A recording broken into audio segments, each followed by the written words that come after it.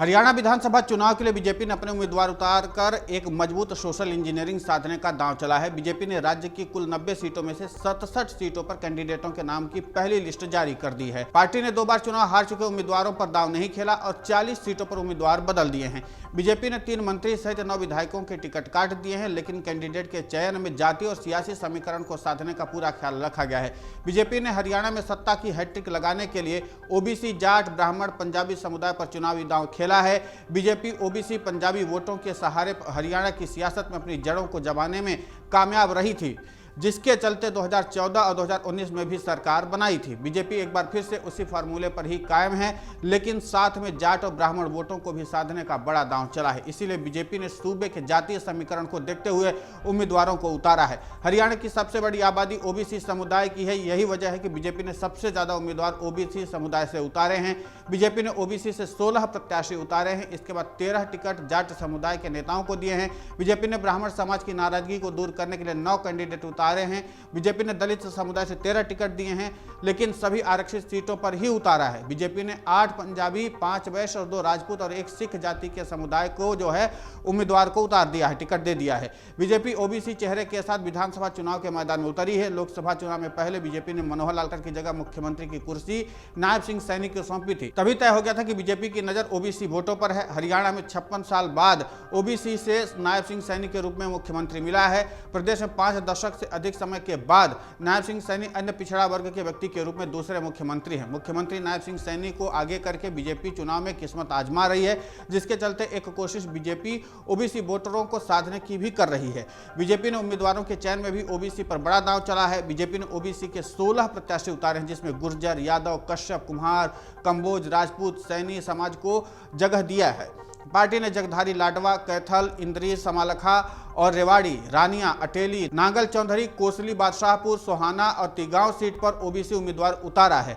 BJP ने सबसे ज्यादा गुर्जर और यादव पर दांव खेला है। बीजेपी ने अपनी पहली लिस्ट में 5 गुर्जर चेहरों को मैदान में उतारा है। इनमें मनमोहन भड़ाना के अलावा कंवरपाल गुर्जर, लीलराम गुर्जर, तेजपाल तंवर और राजेश नागर शामिल हैं। बीजेपी ने जिन 5 अहिर नेताओं को मैदान में उतारा है, यानी उन पर दांव लगा, उनमें से आरती राव, अभय सिंह यादव, अनिल ढहीना, लक्ष्मण सिंह यादव और राव नरबीर सिंह शामिल हैं। हरियाणा में जाट समुदाय की सियासी ताकत को देखते हुए बड़ा सियासी दांव चला है। राज्य में जाटों की आबादी करीब 28 से 30% है। बीजेपी ने जाट समुदाय से 13 उम्मीदवार मैदान में उतारे हैं। पार्टी ने 2019 के विधानसभा चुनाव में हारे ओम प्रकाश धनखड़ और कैप्टन अभिमन्यु जैसे जाट नेताओं को फिर से चुनावी मैदान में उतारा है।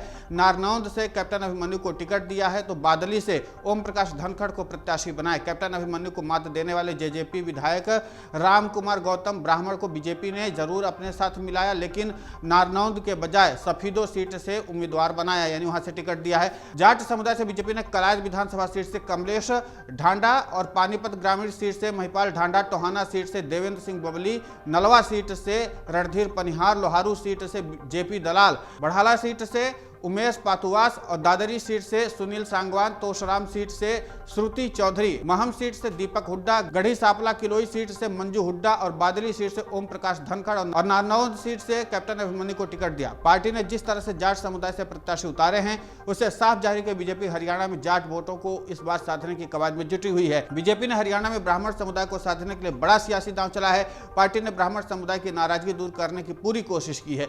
बीजेपी ने इस बार 9 ब्राह्मण समुदाय को प्रत्याशी बनाया है। बीजेपी ने रोहतक लोकसभा से पूर्व सांसद अरविंद शर्मा को गोहाना सीट से उम्मीदवार बनाया है। 2024 के चुनाव में दीपेंद्र हुड्डा से लोकसभा चुनाव हार गए थे और अब उन्हें विधानसभा चुनाव में मैदान में उतारा है। इसके अलावा कालका सीट से शक्ति रानी शर्मा को प्रत्याशी बनाया, जो पूर्व मंत्री विनोद शर्मा की पत्नी है।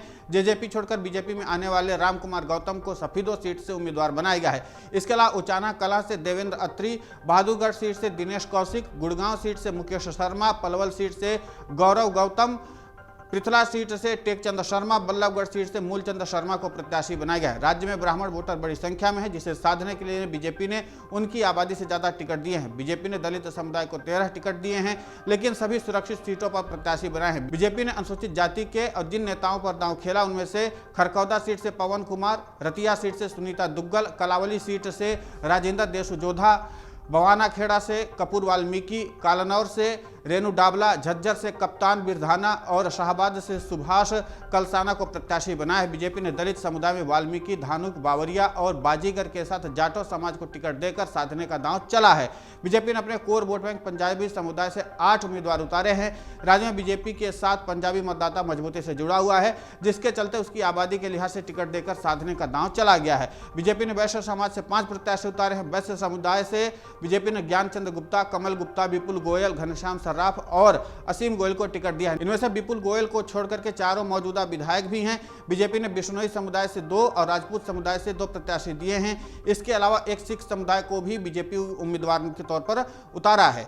बीजेपी ने अपने उम्मीदवारों के जरिए एक मजबूत सोशल इंजीनियरिंग बनाने की रणनीति अपनाई है, लेकिन देखना दिलचस्प होगा कि इस सोशल इंजीनियरिंग पर हरियाणा की जनता कितना विश्वास जताती है। अगर आप ये वीडियो YouTube पर देख रहे हैं तो हमारे चैनल को सब्सक्राइब करें और बेल आइकन को दबाना ना भूलें। अगर आप Facebook पर ये वीडियो देख रहे हैं तो हमारे पेज को लाइक करें।